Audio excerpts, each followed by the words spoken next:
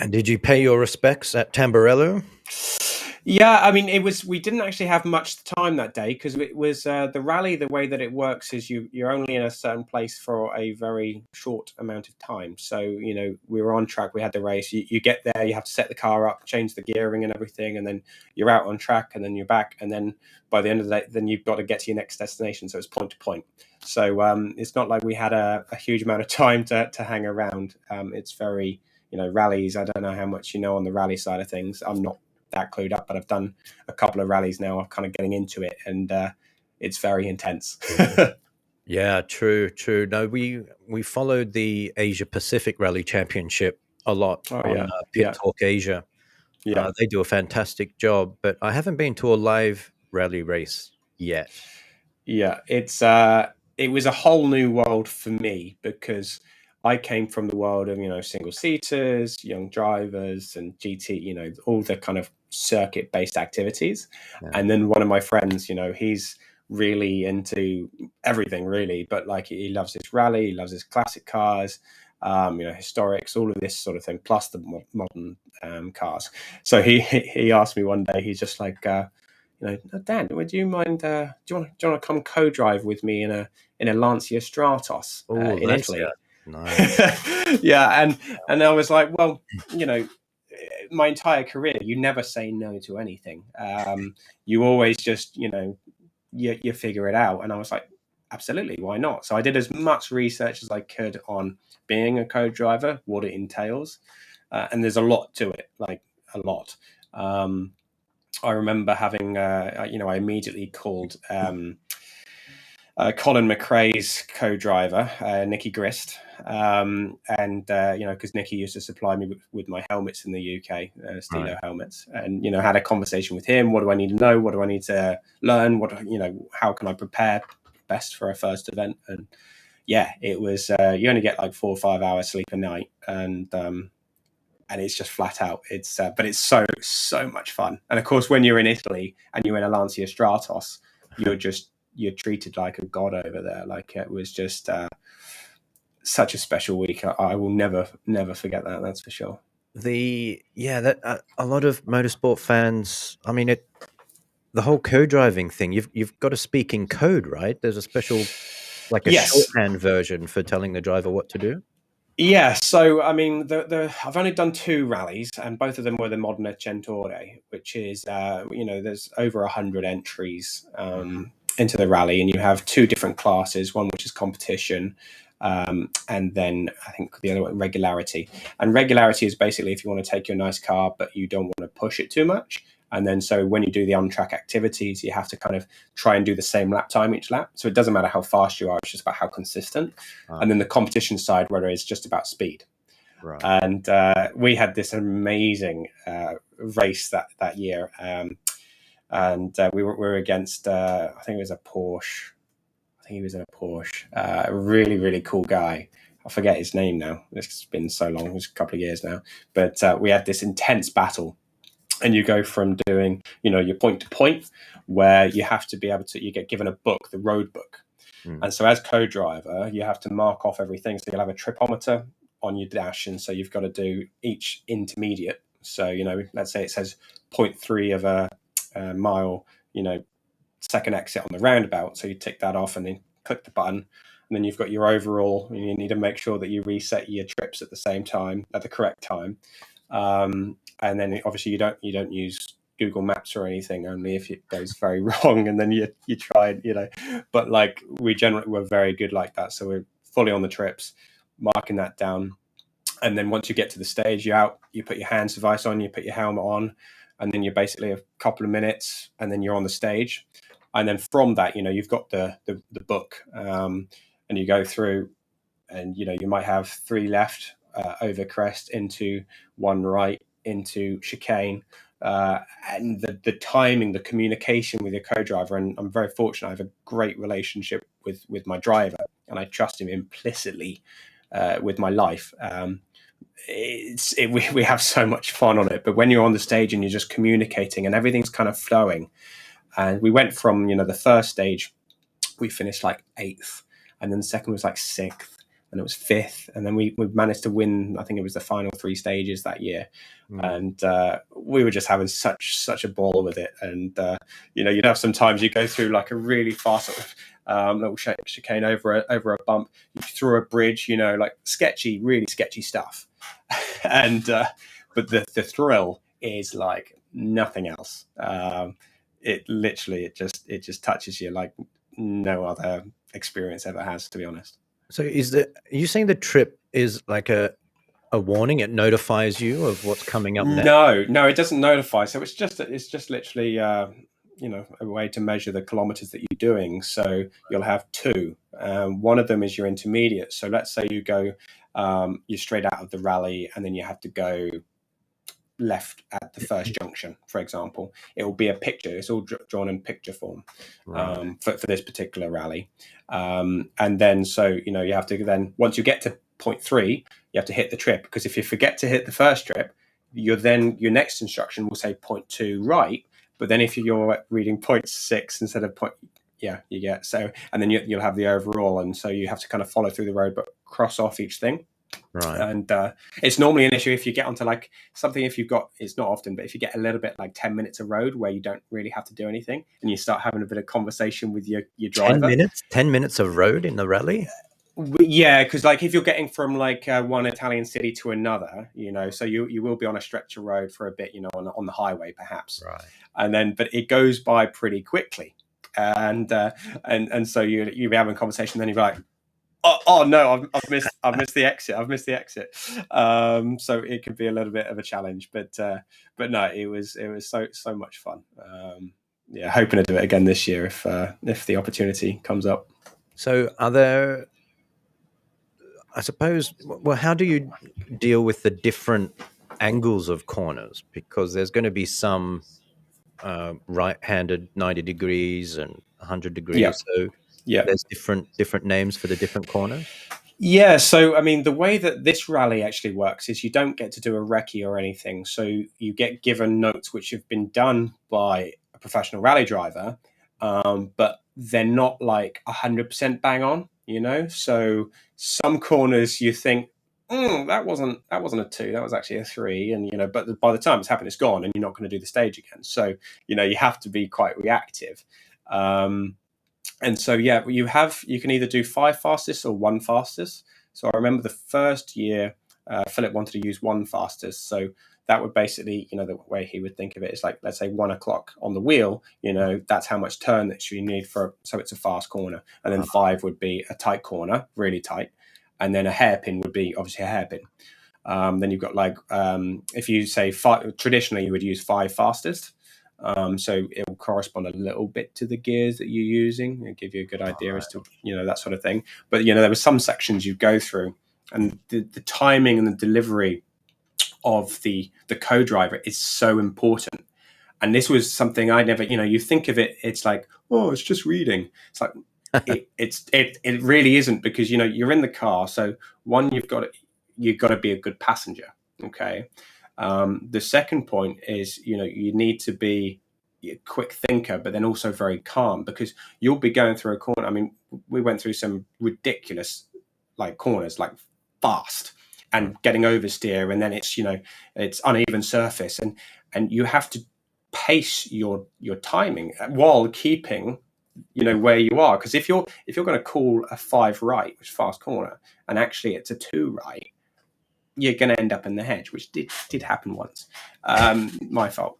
That's a really good story, but yeah. So yeah, you have to be really good with the delivery. And I remember my first year, because I used to play Colin McRae Rally on PlayStation 2, Yes. Yeah. right, which was an epic game. It was an epic game, and from that you'd literally kind of, there was the voice, the co-driver voice, and it used to be like this. It would be like 3, 2, 1, Yeah. 3 right, Right. into hairpin left, into 3 right, and it would be very computerized. But the really weird thing was, the first year that I was doing this co-driving, I couldn't get it out of me. so I'd go from having this conversation with Philip, we'd be in the car, we'd be driving, and then we get to the stage and stuff, and then I would just turn into this 3, 2, one. And I couldn't stop it. Fantastic. And then so after the first stage, he's like, Dan, is it possible that you can, like, make it a little bit more flowy, a bit more conversational, a little bit, And I was like, okay, yeah, oh yeah, I'll try, yeah. And I got to the next stage, I couldn't get it out of it, and it wasn't until the second year we did it together, and then the second year we were in a Porsche 3 liter RS, and I managed to get it to that point. But I did that through listening to a lot of the Nicky Grist, Colin McRae videos, Right. so you could hear how Nicky was just unbelievable, because he'd be sat there with Colin and they'd be going through these mental fast corners, and and Nicky's just there, just conversation. So it's 3 right, into 2 left, into 1 right. It's just, and it would just work really nicely together. It's all super calm, even though they're like, basically going through a bridge at God knows how many miles an hour. It's just calm and delivery. And then if Colin says, "Oh, I need that a little bit," they work together. Right. So I listened to a lot of those videos, and then the next time I went back, thankfully my pace notes, my calls were better. It wasn't so robotic. But yeah, epic times, and a really interesting insight into the world of rally, while having such great fun. Going around Italy in some beautiful cars and meeting some awesome people. The adrenaline rush must be so different because, like you said, you're basically driving the car through, like, verbally through words, and putting your complete trust with the driver that he's going to do exactly what you say. And at the same time, you've got to keep it calm. So you're reading for your life, basically.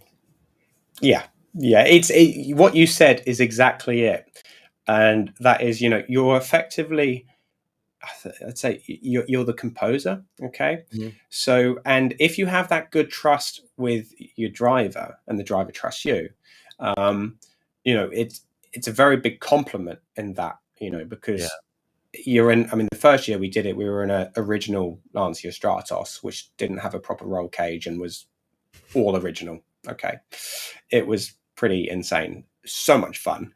Everyone thought that we were kind of crazy, and we were a bit crazy, but we were winning. So, but there was one time where, I think it was day 4 of the rally, and I was getting to grips with it, and Philip was driving really well, and we were on this epic stage. We were flying, absolutely flying. And then we got to like a really fast bit where we had 3, 4, 4. It was getting quick, Mm. and I was just a little bit off, and I called something which was wrong. But it was like, what happened in my mind was this: it was like, oh, that was wrong. Oh, but it's okay. It doesn't matter. It wasn't important. I'm still So alive. yeah, I'm still alive. But then just those 2 tenths of a second where your brain processes that, I then missed the next one. And then so we got to, I called a 4 left, which would have been fast, and it was a hairpin left. Oh, And sheesh. so we went in very, very fast, and we got stuck up a bank in this Stratos. And we kind of got, and both Philip and I, we suffer with hay fever, so we had to wait on the side of the road in the Italian countryside, just crying basically from all the hay. And we waited 2 hours for collection, sort us out. We had the fire brigade there trying to, the guys helping us out. And then the Hay funniest, fever. yeah, Good wow. excuse to cover up your sadness I and your I mistake. know, I know. Well, it was a bit of both, and then the funniest thing is we're standing there, the two of us on the side of a road, and the flatbeds there, and a Stratos just up a hedge, and then one of these Apple Maps cars in the middle of the Italian countryside just drives past with its 360 Oh, camera. So what? somewhere on Apple Maps there is going to be a Stratos in a hedge. I mean, the chances just unreal. We definitely have to find that. No, it was so much fun. We really enjoyed that. But yeah, you have to be a quick thinker, and you have to be relaxed. So respect to any co-driver and driver parent who do this stuff. It's so much fun. So is it I want to know the difference between the adrenaline rush from a single seater, because that's the main series that you've been racing all these years very Yeah, successfully. yeah. Is it different, or is it similar but in a different area of your body and brain? It is entirely different because the thing is, when you are driving a car and take a single seater, so to be quick in a single seater, you need good technique and you'll carry a speed through fast corners, but like nothing's, let's say nothing's, well, not much is too crazy because you're in control of it. And me as a driver, like I've never been like a crazy or reckless or a driver who makes mistakes or anything like this, or not big mistakes, touch wood. So it's all kind of controlled in that sense. Um, but then the moment you're in a rally car where you don't know the surface, you don't know what's coming, you don't know if it's going to be a little bit wet or if there's a tree, which, there's a little bit of dew under the trees, and, and are the pace notes, are they actually correct? Is that surface actually rough? Is it, and the driver is driving, and Philip he has an exceptional feel, especially on the brakes. So he's very, very, very strong on the brakes. So for me, we all have our internal speed sensors, and so I'm a driver who I'm trying to maximize the entry, the mid, and the exit, as a lot of pros do. But like someone like Philip, he's really 11 out of 10 on the entry. Okay, so my speed sensor's going, that's too late, that's too late, that's too late.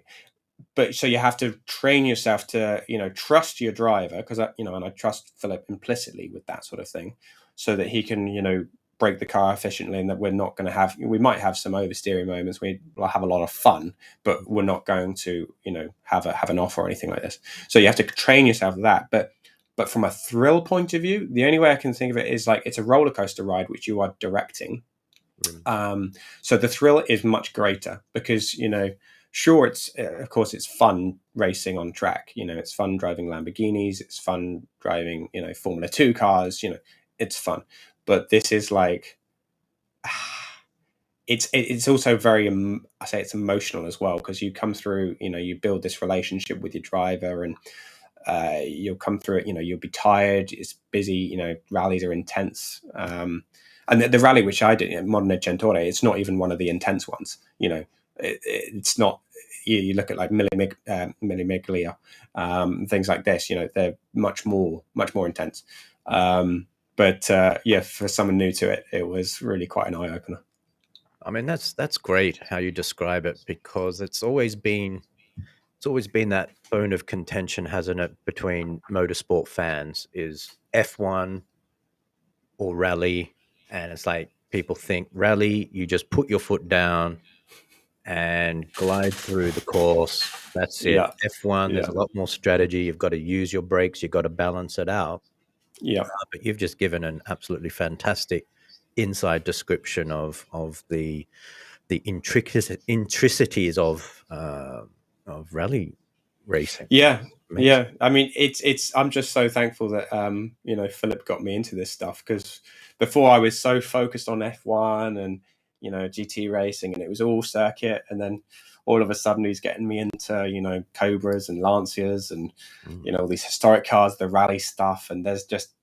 I mean, I've always been a MotoGP guy, so I love motorbikes. I love any kind of racing, but the fact that he got me into all of these more sort of classic cars, I'm so thankful for, because I absolutely love it. It's so much fun. So basically, to all the other race drivers out there, you can't knock rallying until you've No, first tried it. 100%, 100%, and that comes from me, who turned up with like a neon yellow and blue modern racing suit going to a rally, and everyone taking the mick out of me because it's kind of that cliche, right? But yeah, I kind of became immersed in the world and loved it. Fantastic, fantastic. And